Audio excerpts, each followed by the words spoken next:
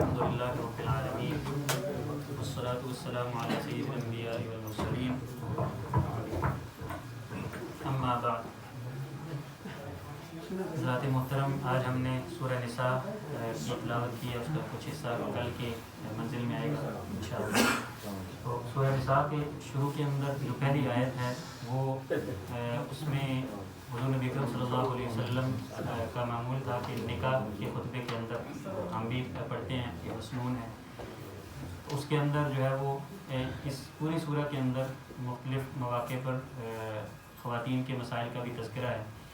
اور ان کے حقوق کا تذکرہ ہے. تو اسی نسبت سے جو ہے سورہ کا نام سورہ نساء ہے. اور اس کے شروع کے اندر یہ جو نکاح کے لیے خطبہ پڑھا جاتا ہے، اس آیت کی تلاوت پہلی آیت اس خطبے کے اندر شامل ہے. اس کے اندر تقویٰ کی جو ہے وہ تلقین کی گئی ہے اور رشتوں کے حوالے سے خصوصی طور پر جو ہے وہ تقویٰ کو اس کے ساتھ مناسبت ہے، کیونکہ جب کسی کے دل کے اندر تقویٰ ہوتا ہے، اللہ کا ڈر ہوتا ہے، تو وہی جو ہے وہ حقوق ادا کرنے کے حوالے سے جو ہے وہ خوف خدا رکھتا ہے. تو اس لیے اس کے لیے جو ہے اس کی بنیاد تقویٰ انتہائی ضروری ہے. اس کے علاوہ جو ہے یتیموں کے حقوق کے حوالے سے اللہ تعالیٰ نے یہاں پر جو ہے وہ اس کا بیان کیا ہے کہ یتیموں کے مال کھانے والا دراصل جو ہے وہ اپنے پیٹوں کے اندر آگ بھر رہا ہے. وہ مال نہیں کھا رہا بلکہ اپنے پیٹ کے اندر آگ بھر رہا ہے. اور یتیموں کی سرپرستی کے حوالے سے جو ہے وہ حوصلہ افزائی کی گئی ہے. حدیث شریف کے اندر بھی حضور نبی اکرم صلی اللہ علیہ وسلم نے فرمایا کہ زمین کے اندر سب سے بہترین گھر وہ ہے کہ جس کے اندر یتیم کے ساتھ اچھا سلوک کیا جاتا ہے، اور سب سے بدترین گھر وہ ہے کہ جس کے اندر یتیم کے ساتھ جو ہے وہ بدسلوکی کی جاتی ہے. تو ان کے جو ہے وہ جو سرپرست ہیں یتیموں کے، ان کو جو ہے وہ اس بات کی اجازت دی گئی ہے کہ اگر وہ تنگ دست ہیں تو وہ خدمت کے عوض جو ہے وہ یتیم کے مال میں سے کچھ حصہ جو ہے وہ لے سکتے ہیں. لیکن اگر غنی ہیں تو انہیں چاہیے کہ وہ جو ہے وہ اللہ کے لیے اور اللہ کی رضا کے لیے اس یتیم کے جو ہے وہ خدمت کریں، اس کی جو ہے وہ مال کی حفاظت کریں. اور اس کے بعد وراثت کے مسائل ہیں، جو ہے وہ کس طرح سے وراثت تقسیم ہوگی. جو میت ہے اس کی جو ہے وہ وصیت پر کس قدر عمل کیا جائے گا. 1/3 سے زیادہ جو ہے وہ وصیت نہیں کی جا سکتی. اور اس کی تجہیز و تکفین کرنے کے بعد جو ہے وہ جو باقی مال ہے، ترکہ ہے، اس کے حوالے سے جو ہے وہ وراثت کی تقسیم ہے اور پھر وہ اس کے سارے مسائل ہیں. اور تفصیلات کے لیے جو ہے وہ اس سورہ کا دوسرا رکوع دیکھا جا سکتا ہے. اور مرد کو جو ہے وہ جو ذمہ داریاں دی گئی ہیں اس کا تذکرہ ہے. مرد کو قوام کہا گیا ہے. قوام کا مطلب یہ نہیں ہے کہ وہ عورتوں پر حاکم ہے، بلکہ عورتوں کے لیے جو ہے وہ گھر کے یعنی ایک سربراہ کے طور پر اس کو درجہ دیا گیا ہے کہ جو مالی ضروریات ہیں وہ نان اور نفقہ یہ مرد پر جو ہے وہ باہر کی ذمہ داریاں ڈالی گئی ہیں. اور عورت کی ذمہ داری یہ ہے کہ جب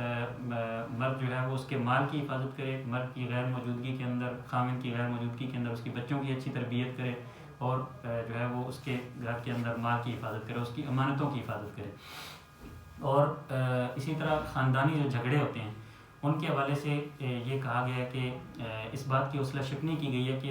ان خاندانی جو اختلافات ہوتے ہیں میاں بیوی کے خصوصاً ان کو جو ہے وہ باہر عدالتوں میں لے جایا جائے، بلکہ اس بات کی حوصلہ افزائی کی گئی ہے کہ گھر کے اندر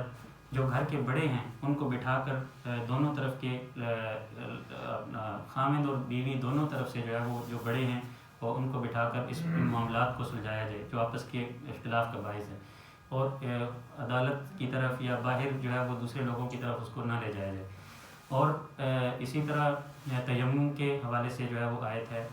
تیمم کے مسائل ہیں، اس کی اجازت دی گئی ہے کہ جب پانی پر قدرت نہ ہو، قدرت سے مراد کہ پانی جو ہے وہ کہیں موجود نہیں ہے یا موجود تو ہے لیکن آپ اس کو استعمال نہیں کر سکتے. آپ کو کوئی ایسی بیماری ہے کہ آپ جو ہے وہ اس پر استعمال کرنے پر قادر نہیں ہیں. آپ جیسے کوئی زخمی ہے یا کوئی بہت زیادہ شدید سردی کے اندر مبتلا ہے اور ڈاکٹر نے اس کو جو ہے وہ طبیب نے اس کو منع کیا ہے کہ وہ پانی کے زیادہ قریب نہ جائے. تو ان حالات کے اندر تو جو ہے وہ تیمم کی اجازت دی گئی. اور تیمم کا طریقہ جو ہے وہ انتہائی جو ہے وہ سادہ طریقہ ہے کہ زمین کے یا اس مٹی کے یا اس کی مثل کوئی چیز جو ہے وہ اس پر ہاتھوں کو مل کر اس کو جاڑ کر جو ہے وہ ہاتھوں کو اور جو ہے وہ اسی طرح چہرے کو جو ہے وہ مس کرنا ہے. اور ان دونوں صورتوں کے اندر کہ جب پانی موجود نہ ہو یا موجود تو ہو لیکن اس پر قدرت نہ رکھتا ہو. اور اس کے علاوہ آگے جو ہے وہ نبی اکرم صلی اللہ علیہ وسلم کی شان بھی بیان کی گئی ہے کہ آپ صلی اللہ علیہ وسلم کی شان یہ ہے کہ اگر کوئی آپ صلی اللہ علیہ وسلم کو اپنا جو ہے وہ پیشوا نہیں مانتا, آپ کے فیصلے پر جو ہے وہ راضی نہیں ہے, تو اس کا جو ہے وہ ایمان گویا کہ خطرے کے اندر ہے. اور جو لوگ اللہ اور اس کے رسول کی اطاعت کرتے ہیں وہ دراصل جو ہے وہ قیامت کے دن ان کا درجہ اللہ رب العالمین نے بیان کیا ہے کہ وہ انبیاء کے ساتھ ہوں گے, صدیقین کے ساتھ ہوں گے, شہداء اور صالحین کے ساتھ ان کا جو ہے وہ مرتبہ اللہ رب العالمین نے بیان کیا ہے. ہاں, اور اسی طرح سلام کے حوالے سے تحیہ کہ کوئی اگر آپ کو سلام کرے, کوئی اچھے الفاظ سے آپ کو ویلکم کرے تو اس کو اس سے بہتر الفاظ کے اندر یہ اس کو جو ہے وہ اس کا جواب دیا جائے یا انہی الفاظ کو جو ہے وہ اس کو لوٹانا ضروری ہے. اسی طرح نماز قصر کے حوالے سے جو ہے وہ اس کی اجازت دی گئی ہے کہ اور سفر کی مدت جو ہے وہ اس میں مفسرین کا, محدثین کا جو ہے وہ فقہاء کا مختلف اقوال ہیں. جو ہے وہ کسی نے 24 میل بیان کیا ہے, کسی نے 54 میل بیان کیا ہے, کسی نے 48 میل جو ہے اس کی جو فاصلہ ہے اس کو بیان کیا ہے. تو نماز قصر کے حوالے سے یہ اللہ تعالیٰ کی طرف سے ایک مہمانی ہے. اگر کوئی سفر کے اندر موجود ہے تو اس کو جو ہے وہ اس سے جو ہے وہ اس مہمانی سے فائدہ اٹھانا چاہیے. اور نماز خوف, صلاۃ الخوف جو ہے وہ اس کا بیان ہے کہ جنگ کی حالت کے اندر نماز کا وقت ہو گیا تو اس کو کس طرح سے ادا کیا جائے کہ ایک گروہ جو ہے وہ دشمن کے ساتھ مقابلہ کرے اور دوسرا گروہ ایک رکعت نماز پڑھے, وہ سجدہ ایک رکعت مکمل کر لے تو دوسرا گروہ آئے اور وہ پھر اپنے اسلحے سمیت, حتیٰ کہ نماز کے اندر اگر اسلحہ چلانے کی ضرورت پڑ جائے انتہائی تو اس وقت اس اسلحے کو بھی چلایا جا سکتا ہے. یہ سارا آپ اس سے اندازہ کر سکتے ہیں کہ نماز کی کس قدر اہمیت ہے. یعنی اس کے مسائل تو جو بھی ہیں, اس کا طریقہ کار جو بھی ہو سکتا ہے ہمیں جو ہے وہ ایسی کوئی نوبت پیش نہ آئے, لیکن ہمارے لیے کیا ہے کہ اس نماز کی کس قدر اہمیت ہے کہ دشمن سامنے ہے, لڑائی ہو رہی ہے, تو اس موقع پر بھی جو ہے وہ یہ صلاۃ الخوف کو بیان کرنے کا طریقہ گویا بیان کیا گیا ہے کہ ایک گروہ آئے, ایک رکعت نماز ادا کرے اور درمیان میں اگر اسلحہ چلانے کی ضرورت پڑے تو وہ بھی اس کو استعمال کر سکتا ہے. ایک رکعت مکمل کرنے کے بعد وہ جائے دشمن کے ساتھ مقابلہ کرے اور دوسرا گروہ آ کر اپنی نماز کو جو ہے وہ ادا کرے. تو اس سے نماز کی اہمیت ہمیں سمجھ آتی ہے. اسی طرح جو ہے وہ جھوٹی گواہی کے حوالے سے جو ہے وہ اللہ تعالیٰ نے جو ہے وہ یہ بات ارشاد فرمائی ہے کہ انصاف کے ساتھ کھڑے ہو جاؤ. اگرچہ کوئی گواہی دینی پڑے, اگرچہ دوسری طرف تمہارے والدین ہی کیوں نہ ہو, تمہارے قریبی رشتہ دار ہی کیوں نہ ہو, لیکن جو حق کی گواہی ہے اس کی جو ہے وہ